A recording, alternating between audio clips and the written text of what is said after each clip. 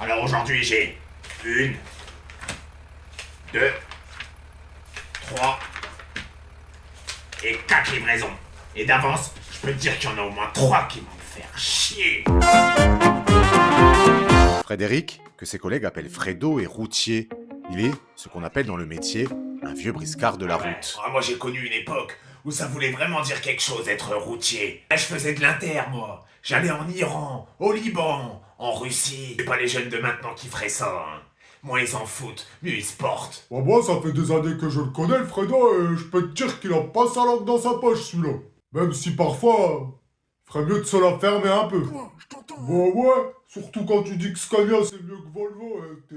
Quoi? Bien sûr c'est mieux. Volvo c'est de la merde. 6h30, le camion de Frédéric est en cours de chargement. Il en profite alors pour boire son premier café de la journée avec son collègue Didier. Ah, ça fait vraiment chier, Didier. Ils m'ont foutu 4 livraisons aujourd'hui, je suis pas prêt de rentrer. Ah ouais, c'est tout? Bah te plains pas, moi j'en ai 5. Ouais, mais en plus, moi j'ai mal dormi cette nuit, j'ai dû dormir 3 heures, pas plus. Oh ça va, t'as fait la grasse mat comparé à moi. Te plains pas, j'ai dormi 20 minutes, montre en main. Ouais, forcément. Ouais. C'est exactement ça son problème à Didier. Il fait toujours tout mieux que les autres. Sans parler du fait que c'est un putain de gros susboule. Les deux compères, bien occupés à bavarder, en oublient presque l'heure. Le patron, alors inquiet de la bonne tenue du planning, contraint d'intervenir. Bonjour, messieurs. Ouais, ça va, chef? Bonjour. Comment s'annonce la journée aujourd'hui? Oh bah au top, chef.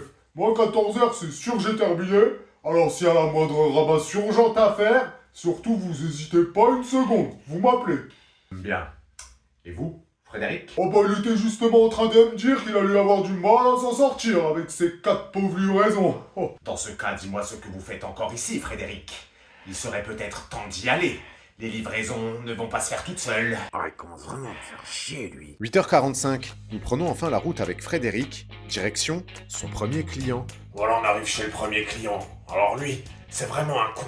Il me fait toujours galérer avec les papiers et tout ça, là. Surtout pas oublier de mettre le gilet jaune, parce que, ici, il rigole pas avec la sécurité. Hein. Ça va, chef? Qu'est-ce que tu fais là, toi? J'avais prévenu le fournisseur que je voulais plus de livraison là. J'en sais, moi, c'est pas moi qui fais le planning. Le client ne semble pas prêt à recevoir la marchandise. Vas-y, je vais voir. Ouais, d'accord, ouais. Excuse-moi de te faire bosser, grand. Le plus gros problème qu'on a, c'est que les chauffeurs, ils arrivent toujours à se débrouiller pour arriver quand on est en pause. Vous prenez votre pause à 8h? Pas le choix, monsieur. L'équipe de nuit, ils remettent jamais les chariots en charge. Ça veut dire, quand nous on arrive, les chariots ils ont plus de batterie. Alors on est obligé de prendre une pause. Exceptionnellement, le client a accepté de décharger la marchandise. Et Frédéric a pu repartir vers sa prochaine destination.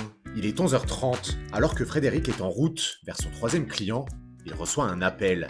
Oh putain, c'est la Gisèle.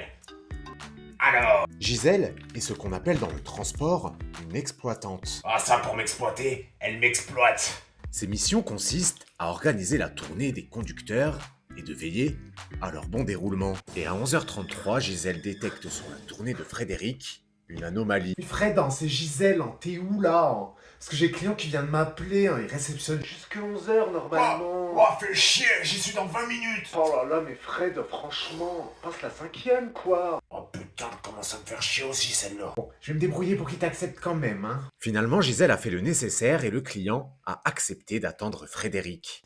Mais les galères s'enchaînent et le troisième client semble se trouver dans un endroit très reculé. Moi c'est simple, quand le GPS il me dit d'aller à droite, moi je lui dis d'aller se faire voir. Tournez à droite. Va te faire voir. Finalement, Frédéric décide de laisser tomber cette livraison sans même prendre la peine d'avertir son supérieur. Ouais, là franchement, j'en ai plein le cul.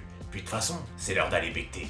Venez avec moi, je vais vous montrer mon resto préféré. 12h40, Frédéric et Didier se sont donné rendez-vous dans ce restaurant routier qu'ils fréquentent quotidiennement. Ah, regarde-moi ça Didier, franchement, le resto est vide, ça fait vraiment peine à voir. Oh ouais, c'est de la faute des jeunes. Ils sont en train de faire couler les restos routiers. C'est plus comme à l'époque. Aujourd'hui, ils préfèrent rester seuls à manger dans le camion devant des vidéos YouTube débiles. Alors qu'il déguste un cassoulet probablement issu d'une boîte de conserve, Frédéric reçoit un appel. Alors, Fred, mais qu'est-ce que t'as foutu? qu'est-ce que j'ai fait encore? C'est la grosse merde là. J'ai le client qui vient de m'incendier.